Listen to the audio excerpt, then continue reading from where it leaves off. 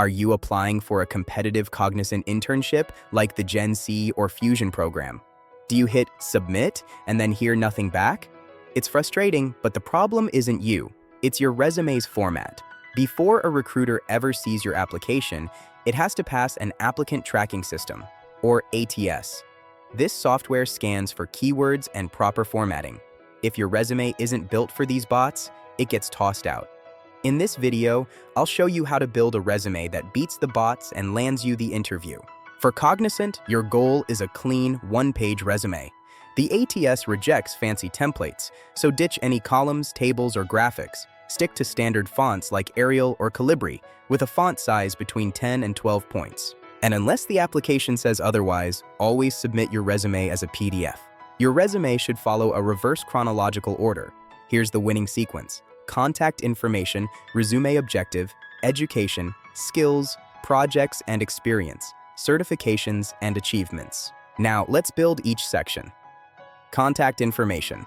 Include your name, phone, a professional email, and your LinkedIn profile link. Resume objective. Write a 2-sentence pitch tailored to Cognizant. Mention the specific role you want, like the Cognizant GenC internship, and your key skills like Java or SQL. Education. List your degree, university, and graduation date. Include your GPA if it's strong, over 3.0 or 60%. Add relevant coursework like data structures or cloud computing for extra keywords. Skills. This is your keyword, goldmine. Create categories for your skills. For technical roles, list languages like Java and Python, databases like SQL, and tools like Azure or Git. Projects and experience. This is where you prove your skills. Instead of saying, developed a web application, quantify your impact. Try, developed a Java-based web app that improved data processing by 20%. Always start bullet points with action verbs. If this is helping, subscribe and hit the bell. I'll be dropping more videos on how to ace the technical interview and other assessments. A generic resume will be rejected. You must customize it.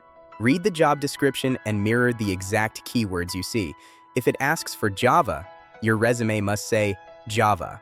If you apply for a GenC role, highlight programming and database skills. For a business role, use keywords like data analysis and business processes. For the Fusion internship, show your passion for learning and leadership in passion projects. Here are the common traps to avoid. First, I'll say it again. Avoid complex formatting. Simple and clean wins. Second, never send a generic resume. Customize it with keywords from the job description. Third, proofread carefully. A single typo suggests you're careless. And finally, be honest about your skills.